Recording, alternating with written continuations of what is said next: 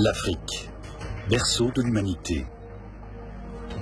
Peuplé d'1 milliard d'habitants, le continent est riche d'une diversité ethnique et culturelle extraordinaire.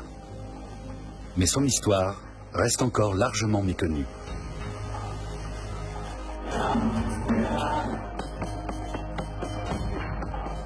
Cette lacune commence peu à peu à se combler, car au cours des dernières décennies, historiens et archéologues ont fait de prodigieuses découvertes. À défaut de documents écrits, l'histoire de l'Afrique s'est transmise à travers les bijoux et les sculptures, la culture, les traditions et les légendes.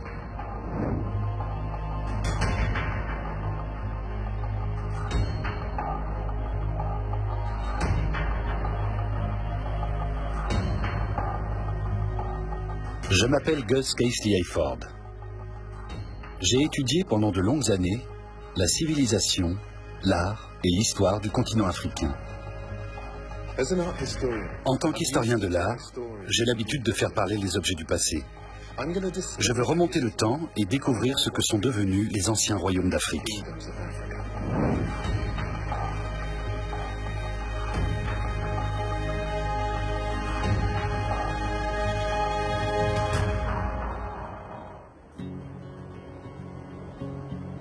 Je pars pour le Mali et le Nigeria sur les traces des royaumes disparus d'Afrique de l'Ouest. La région est magnifique. Mais surtout, certaines œuvres d'art parmi les plus extraordinaires du continent noir ont vu le jour ici. Malheureusement, beaucoup d'entre elles ne se trouvent plus sur place, mais dans les musées d'Europe.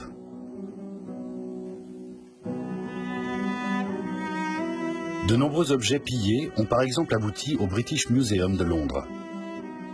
C'est au XVe siècle que les Européens commencent à s'intéresser à l'Afrique.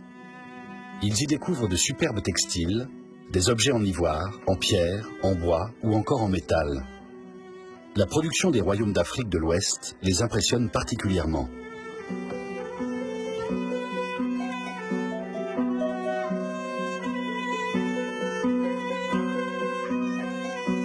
En témoignent les sculptures et les bronzes de l'ancien royaume du Bénin, qui correspond aujourd'hui au sud du Nigeria et ne doit pas être confondu avec le pays portant le même nom. Ces plaques, par exemple, datent du XVIe siècle. Quand les Britanniques ont découvert ces objets en 1897, ils ont refusé de croire qu'ils avaient été fabriqués par des Africains. Ils étaient impressionnés par leur raffinement et leur complexité. Ça leur paraissait révolutionnaire, et on comprend leur émerveillement. Ces œuvres vieilles de 500 ans sont en laiton et en bronze, et n'ont rien à envier aux pièces réalisées en Europe à la même époque. Mais comment ont-elles été confectionnées? Et dans quel but? Je réalise quelques croquis que j'emporterai en Afrique de l'Ouest. Certains symboles semblent récurrents. Le léopard, le serpent ou encore le crocodile jouaient visiblement un rôle important. Je vais tenter de découvrir leur véritable signification et la place qu'ils occupaient. Ces bronzes étaient-ils des objets religieux? Et qu'est-il arrivé au royaume du Bénin, autrefois si riche et si puissant?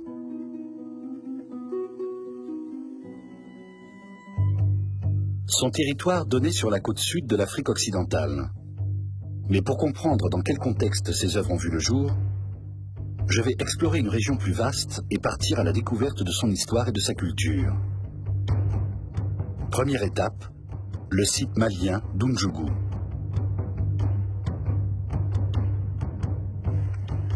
Le Mali actuel est un territoire impressionnant. Au Moyen Âge, il formait l'un des grands pôles de négoce du monde islamique.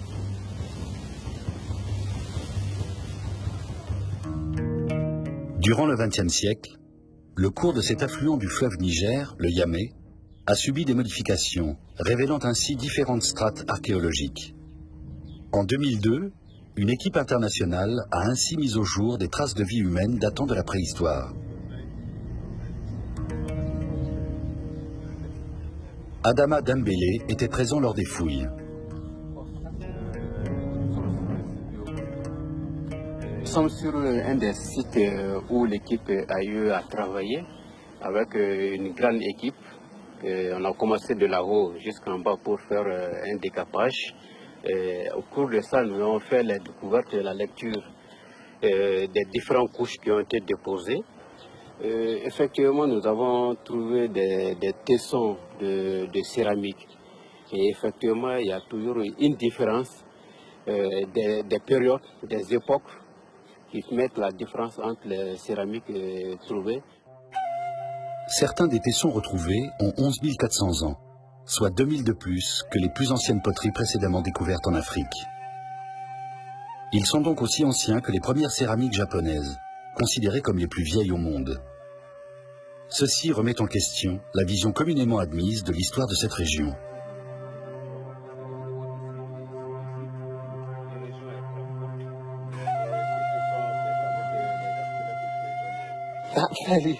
Ce modeste fragment de céramique reflète un moment révolutionnaire. Ce matériau a dû transformer le quotidien de la population, en lui permettant de transporter et de stocker des denrées. C'était vraiment révolutionnaire. Ces fragments montrent aussi que l'Afrique de l'Ouest était très en avance sur son temps. Les habitants de la région pouvaient non seulement conserver des vivres comme le mil, mais aussi les faire cuire. Non loin d'Unjugu se trouve la falaise de Bandiagara, une arête de grès longue de 240 km qui se dresse au-dessus de la savane. Mon guide, Kenedolo, me présente l'endroit. Il y a 2000 ans, il y avait de la forêt partout ici. Le climat était pluvieux, pas comme aujourd'hui. Tout était couvert de végétation. Les habitants allaient à la chasse et tuaient des éléphants, des porcs-épics ou des singes.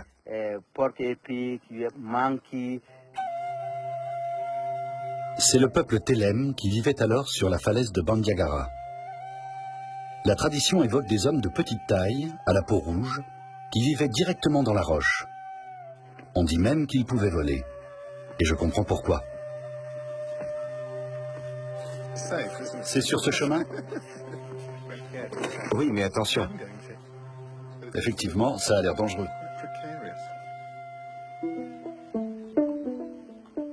Cet habitat troglodyte est l'une des merveilles de l'Afrique de l'Ouest.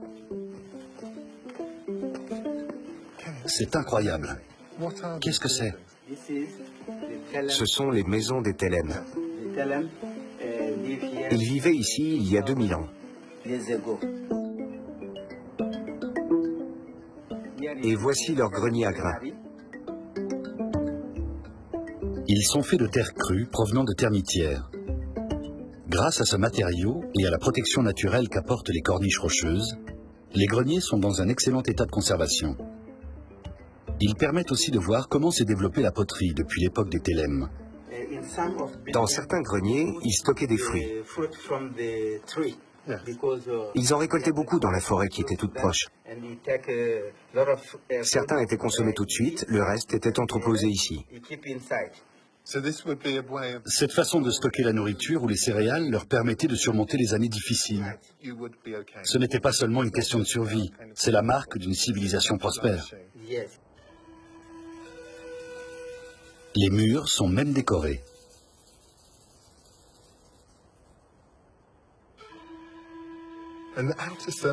Les parois extérieures des greniers à grains sont recouvertes d'empreintes.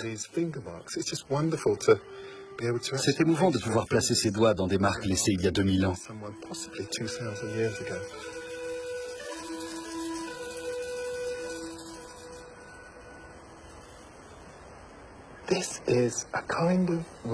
C'est une époque où beaucoup de choses ont changé. Une sorte de renaissance. Avec ces greniers, les Telem ont cessé d'être de simples chasseurs-cueilleurs. Ils ont soudain eu du temps pour faire de l'art.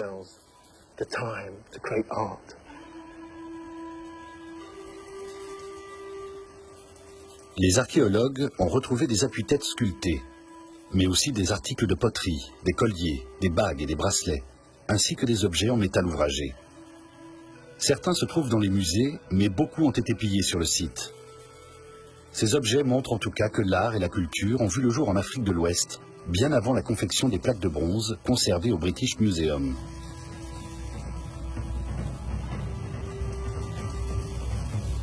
Les Telem ont disparu de la région voilà plusieurs siècles, sans que l'on sache pourquoi. Peut-être ont-ils été chassés par un autre peuple qui s'est installé ici au XIIIe siècle, celui des Dogons.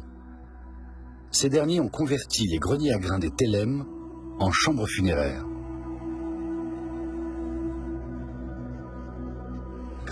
Il y a des ossements partout ici. Ce sont des ossements humains? Oui, ceux des Dogons. C'est un peu sinistre comme décor. Cette pratique existe encore de nos jours? Oui, aujourd'hui encore, les Dogons inhument leurs morts dans les habitations des Tellem. Elles servent toujours de sépulture.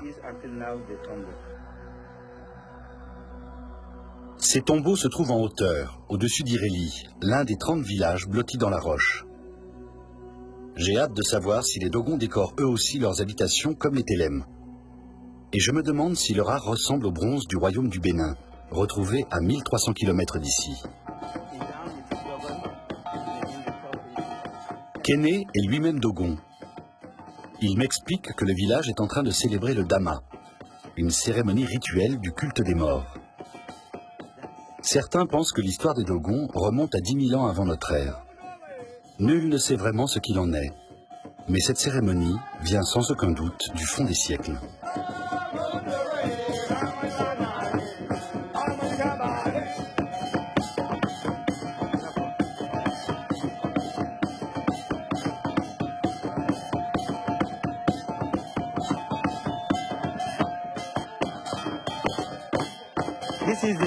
C'est le masque de l'esprit.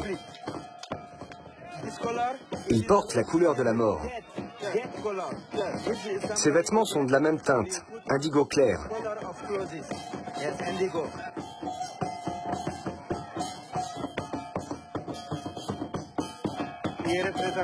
Ces danseurs interprètent des hérons avec leurs longues pattes. Ils sont très gracieux. Oui, très gracieux, comme des hérons. Les Dogons sont animistes.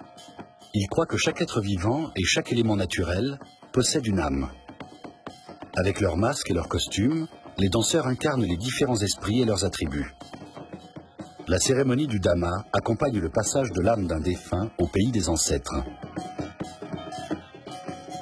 C'est un serpent? Oui, c'est ça.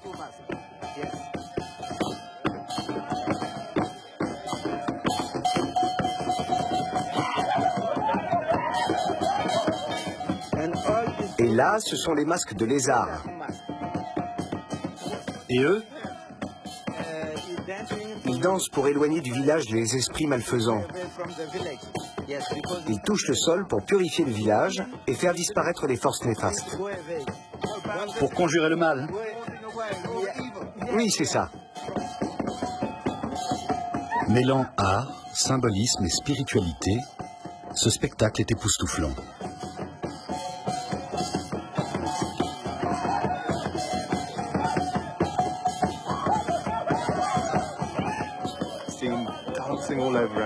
J'ai assisté à des danses un peu partout en Afrique, mais celle-ci est la plus spectaculaire.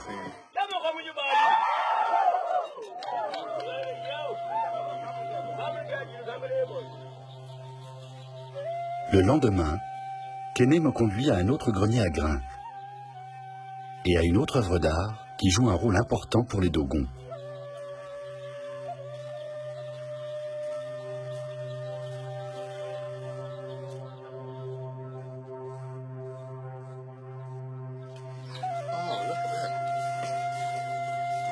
Voici la porte d'un grenier à grains. Tu vois? Ici, c'est le Hogon, le chef et le doyen du village. Et là, c'est un ensemble de masques Kanaga. Ces masques surmontés d'un lézard? Oui, c'est ça. Je vois ici le lézard, et les hommes dansent avec les masques. Oui, la tête du lézard est là. Le masque pointe à la fois vers le ciel et vers le sol. Selon la tradition orale des Dogons, leur peuple est originaire des monts Mandingues, distants de 650 km.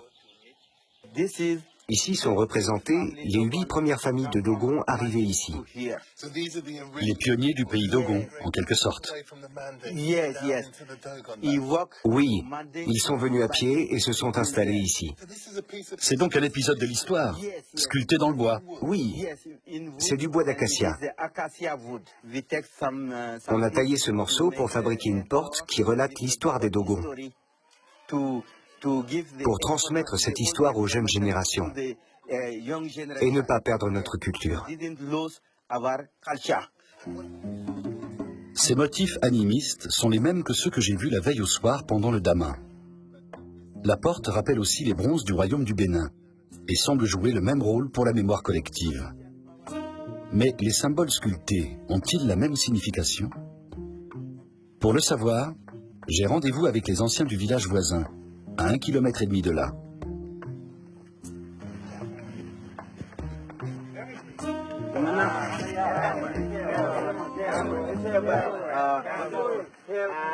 Ils sont réunis au centre du village, dans le Toguna, la casa palabre réservée aux hommes. Je leur montre mes croquis des bronzes du British Museum. Que représente le léopard dans la tradition? Il représente les ancêtres. Les ancêtres de qui? Les siens. Ah bon? Vous êtes du clan des léopards?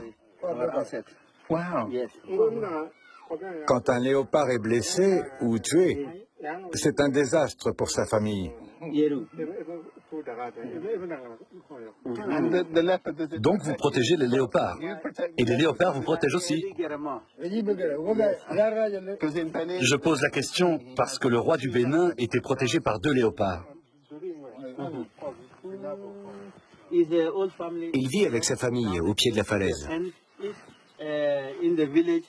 Quand l'un de ses proches est sur le point de mourir, un léopard leur rend visite la nuit. Il monte sur le toit de la maison et grogne comme ça. C'est vrai. Il sait alors qu'un malheur va arriver. Le léopard annonce un drame, un décès. Le léopard a donc bien une signification particulière ici. Et les serpents. Je voulais vous demander, au Bénin, ce motif représentant un serpent a été retrouvé sur le toit du palais royal. Et là, on voit des serpents autour d'un visage de femme. C'est de la poterie? Non, du bronze, du métal.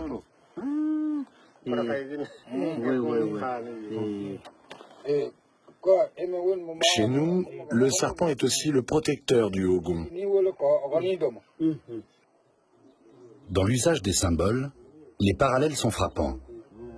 Autre point commun avec le royaume du Bénin, les villages Dogon présentent eux aussi une vieille tradition de ferronnerie d'art. En Afrique de l'Ouest, la métallurgie du fer a vu le jour environ 5 siècles avant notre ère, ou peut-être 15 siècles, comme certains l'affirment, soit bien avant le début de l'âge du fer en Europe. La matière brute utilisée ici est un minerai de fer local. Visiblement, on n'emploie ni cuivre ni bronze.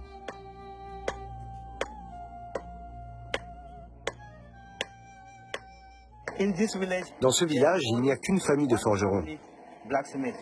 Juste une. Et ils appartiennent à une caste importante, n'est-ce pas?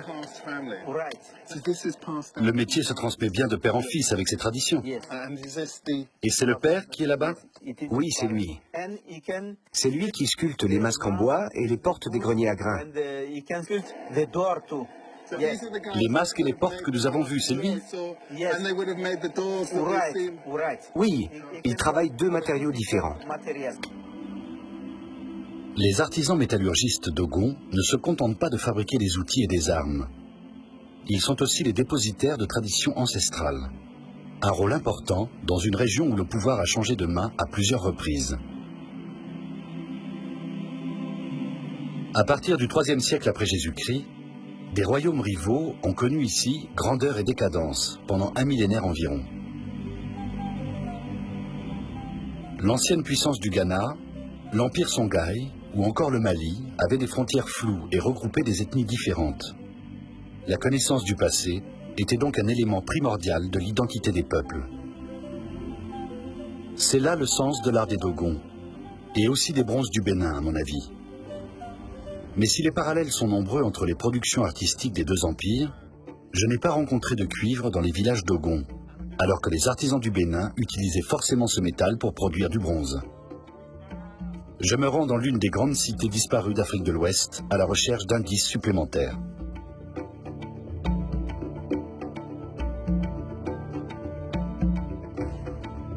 À une centaine de kilomètres au sud-ouest du pays Dogon se trouvent les vestiges de l'une des plus anciennes cités d'Afrique noire, Djenné-Djeno.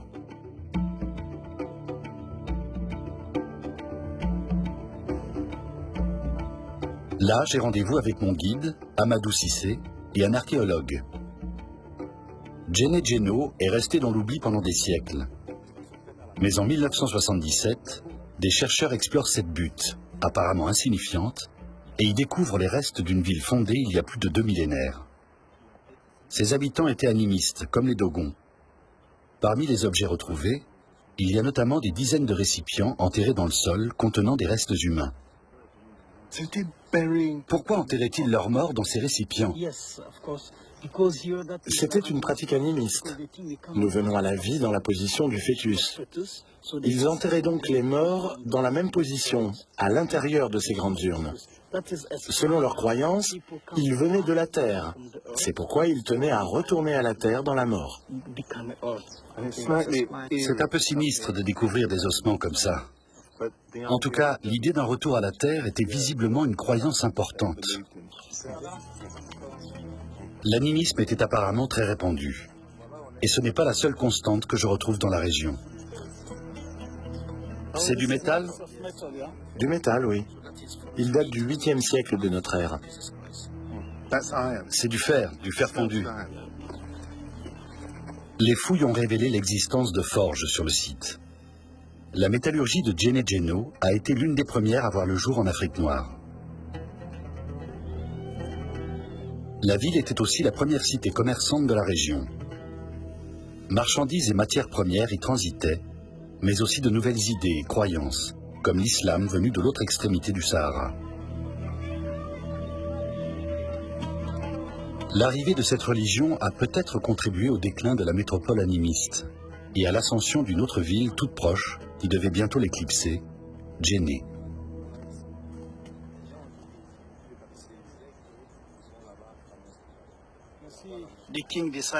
C'est au XIIIe siècle que le roi a décidé de faire construire la première mosquée. Il voulait qu'elle soit immense, ce qui intriguait beaucoup la population. Dans cette ville animiste, il n'y avait pas d'endroit suffisamment grand pour rassembler les fidèles. Or, l'islam recommande la prière collective. Le roi a donc fait construire cette mosquée un peu à l'écart, et ça a été le début du déclin de Djenné-Djeno. Djenné met à profit sa situation géographique sur le delta du fleuve Niger et prend son essor dès le XIVe siècle.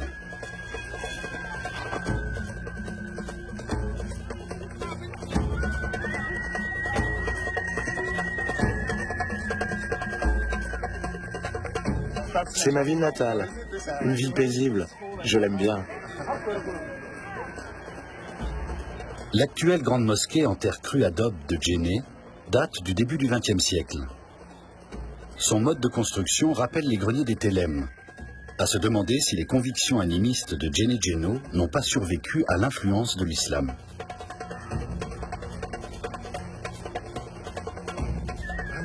Cette maison est magnifique. L'architecture de Djenné est unique au monde.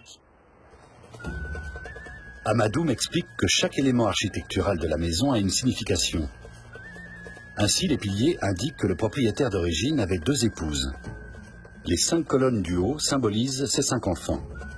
Ces symboles évoquent la porte sculptée du village Dogon ou encore les bronzes de l'Empire du Bénin.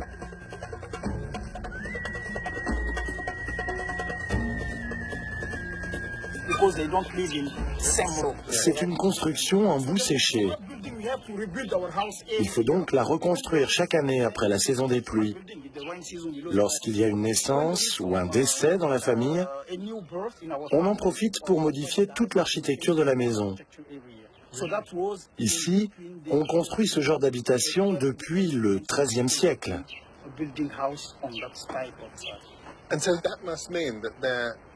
Ça veut dire aussi qu'il y a une vieille tradition de maçons et d'ouvriers du bâtiment qui entretiennent ces édifices? Oui. Les maçons de Djenné forment depuis des siècles une guilde, à l'instar des forgerons dans d'autres villes. Tamouza est l'un d'eux. Il intègre des éléments animistes dans son travail, par exemple quand il confectionne ses briques aux propriétés particulières. Il y mélange la boue à du riz, à du charbon et à d'autres matériaux. C'est une façon d'invoquer les esprits afin qu'ils protègent les propriétaires de la maison et leur portent chance.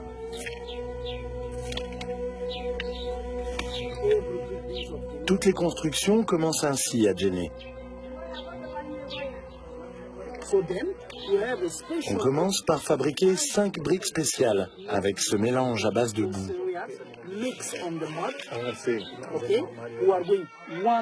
Ensuite, on en pose une à un coin, une à un deuxième coin, bref, une à chacun des 4 coins de la maison.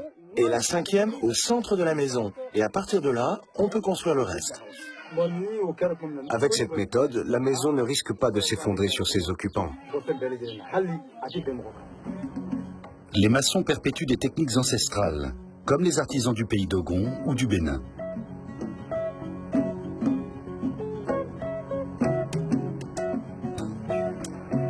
Ici, les traditions et la spiritualité continuent donc à se maintenir aux côtés de l'islam. Il faut dire que Djenné a toujours été un creuset de culture. Le marché de la ville en témoigne encore aujourd'hui.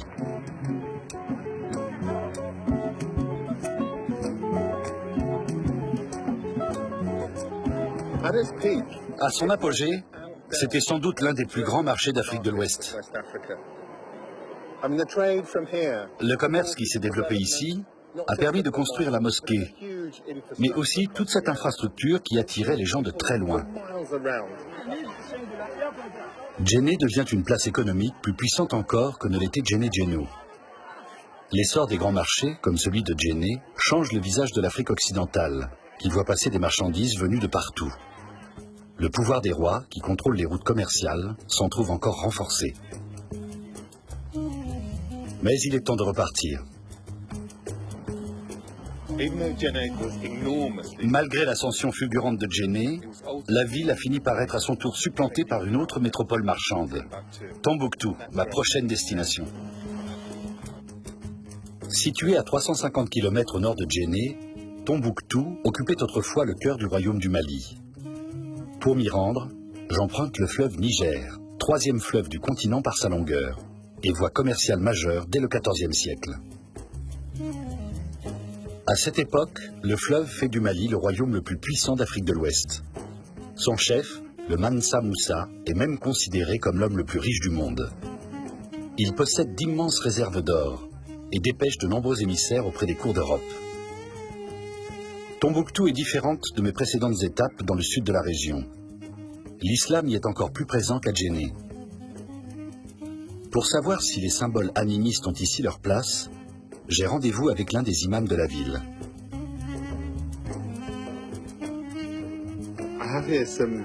J'ai ici des photos de plaques du Bénin, conservées au British Museum. Je voudrais savoir ce qu'elles vous inspirent en tant que musulman. Vous savez que, en ce temps, en Afrique,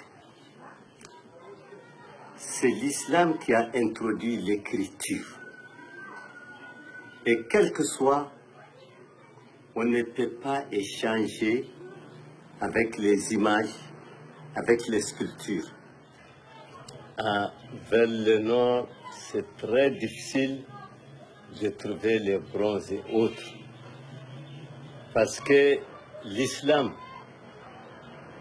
interdit de faire les objets à visage humain. De telle sorte que chez nous, c'est le dessin géométrique, c'est la calligraphie, c'est les poteries, c'est les vases et autres en argile. À Tombouctou, c'est donc par l'écriture que se transmettent les récits communs, et non par la sculpture ou l'architecture. Les professeurs jouent un rôle essentiel dans cette transmission. Voici la grande université de Tombouctou. Au XVIe siècle, elle était aussi importante que ses homologues européennes et comptait 25 000 étudiants pour une ville de 100 000 habitants. Elle a fait de Tombouctou un centre de savoir. Les imposantes bibliothèques de la ville renferment de nombreux trésors. Mais je n'y trouve aucune information supplémentaire sur l'histoire des bronzes du Bénin. Il me faut donc repartir. Au XIVe siècle, les caravanes venues du nord du Sahara acheminent jusqu'à Tombouctou un métal très prisé, du cuivre fin d'Afrique du Nord. Grâce aux marchands, ce nouveau matériau se diffuse également au sud du Mali, dans les territoires voisins. C'est à cette époque que le grand royaume du Bénin, situé le long de la côte, commence à prospérer. Le centre du pouvoir est la ville de Bénin.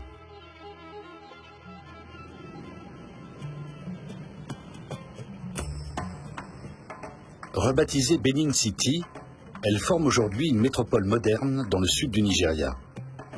Et c'est aussi le lieu d'origine de ces fameuses plaques de bronze qui m'intriguent. J'emprunte d'ailleurs une rocade bordée de statues prometteuses.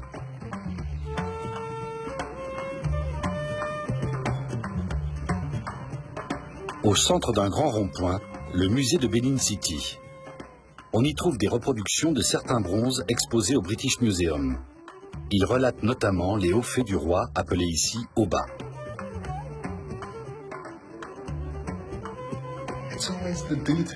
C'est la finesse de ces plaques qui me sidère. Ce sont autant des documents historiques que des œuvres d'art.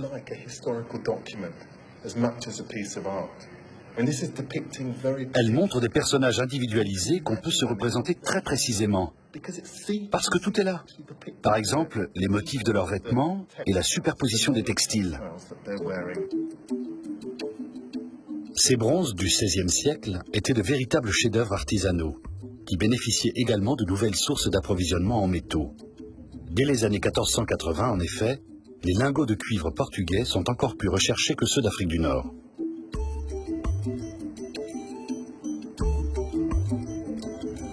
Ce matériau permet aux fondeurs de bronze du Bénin d'atteindre le sommet de leur art.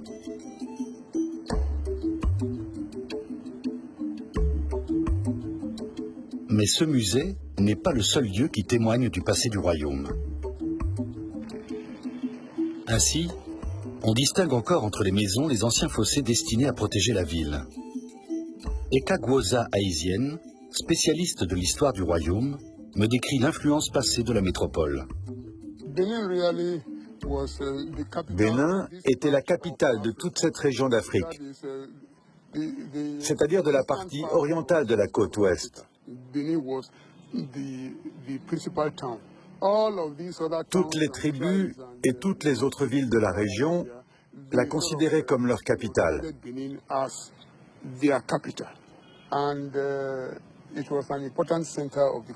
C'était un centre culturel et politique important. Et le roi, l'Oba, était très influent. Les ordres venus du palais étaient sans appel et s'appliquaient dans toute cette vaste région.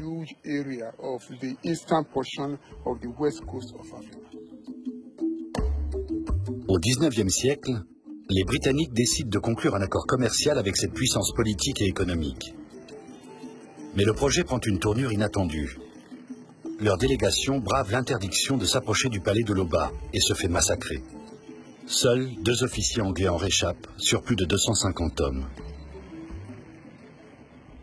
2 mois plus tard, en février 1897, l'Empire contre-attaque et une expédition punitive de 1200 soldats rase la ville de Bénin.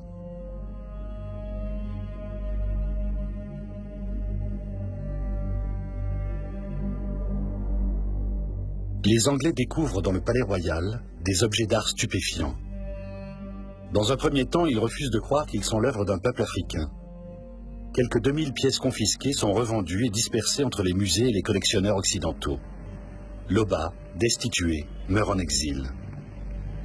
Les Britanniques annexent le Bénin au prétexte que le royaume pratique le commerce des esclaves.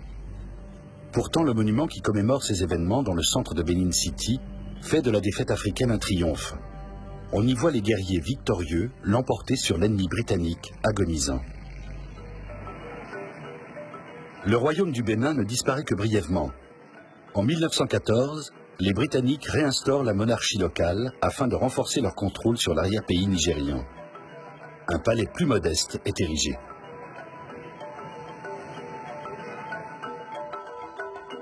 Aujourd'hui, les traditions de l'ancienne puissance se perpétuent dans cette petite enclave du centre-ville. J'ai l'autorisation de me rendre au palais de l'Oba afin de rencontrer le roi en personne. Sa Majesté l'Oba du Bénin reçoit quotidiennement les chefs de tribu à sa cour. Lorsqu'il fait son entrée, ceux-ci l'accueillent par ces mots « Que Dieu protège le roi ».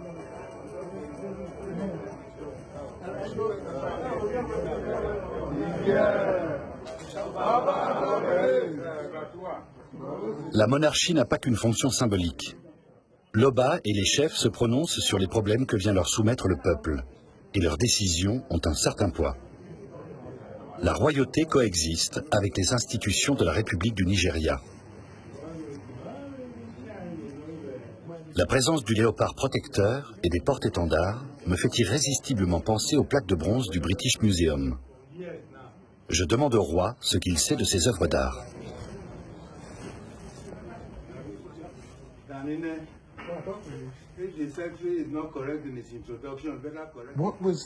À quoi servaient ces plaques à l'époque de leur confection?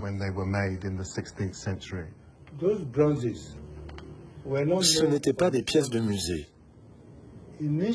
À l'origine, en l'absence d'écriture et avant l'invention de la photographie, elles servaient à relater certains événements. Elles étaient destinées au palais ou à la communauté et permettaient en quelque sorte de photographier les choses. C'était leur rôle premier.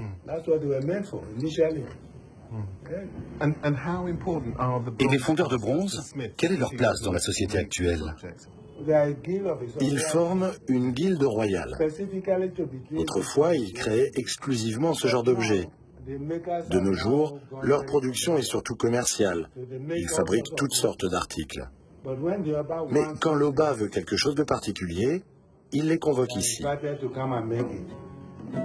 Les fondeurs de bronze du XVIe siècle travaillaient à l'intérieur même du palais. Aujourd'hui, leur art n'est plus réservé au roi, et leurs ateliers occupent une rue entière du quartier. Mais la place des artisans dans la société est restée inchangée, et leur métier se perpétue, comme ailleurs, en Afrique de l'Ouest.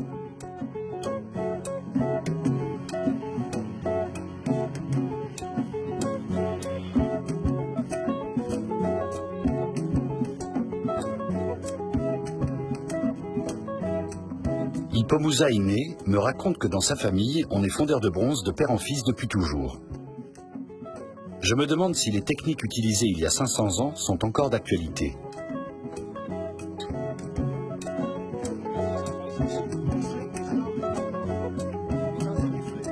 Tout commence avec un simple morceau d'argile qui va servir de noyau.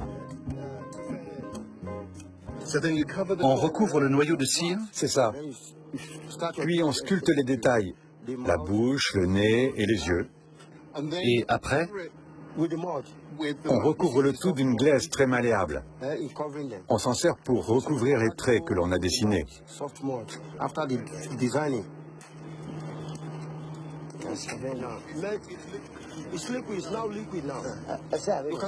Les découpes de la cire s'impriment dans la glaise, puis l'ensemble est chauffé.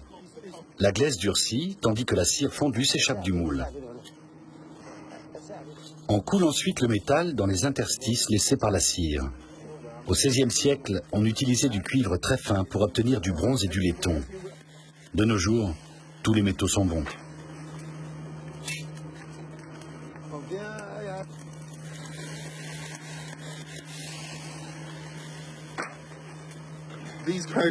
La méthode n'a pas changé au fil des siècles.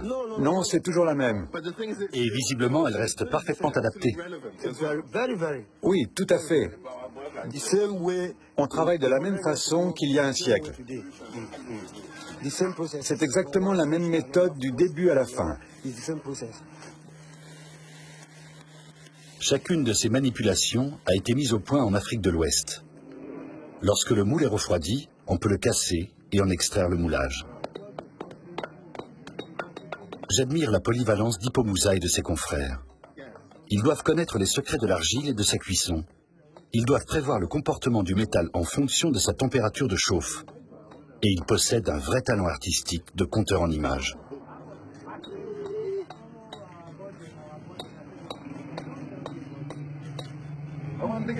Ça y est, je vois ce que c'est. Des mains en prière. C'est ça. Un objet conçu grâce à des méthodes ancestrales. Ces objets restent importants dans la société? Très important. La guilde des fondeurs de bronze a une bonne centaine de membres qui travaillent tous dans cette rue. Et il y a des jeunes qui nous rejoignent. Est-ce que vous vous sentez toujours lié à l'Oba et au Palais Royal? Oui. Cette tradition reste donc importante pour vous? Oui. Aujourd'hui, demain et pour toujours. À jamais. Oui.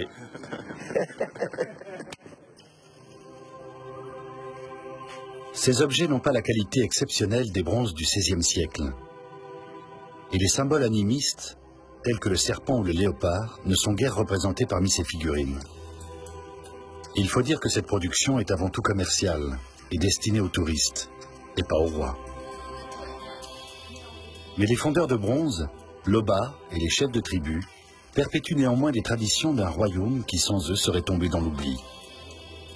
Les bronzes que l'on peut admirer en Angleterre, à Benin City ou ailleurs, comptent parmi les plus belles réalisations produites par des artistes africains. Je trouve incroyable que les Européens aient pu douter de leur origine. En outre, ces objets ne sont pas simplement ornementaux. Ils racontent aussi l'histoire du royaume du Bénin, reflètent des coutumes, des croyances et des pans de la culture de nombreux peuples. L'échange de savoir et du savoir-faire s'est poursuivi sur plusieurs siècles dans la région, d'Oundjougou au pays d'Ogon et aux grandes villes commerçantes du royaume du Mali. Les bronzes du Bénin sont le produit de techniques et de traditions locales, le fruit de plusieurs milliers d'années de culture ouest-africaine.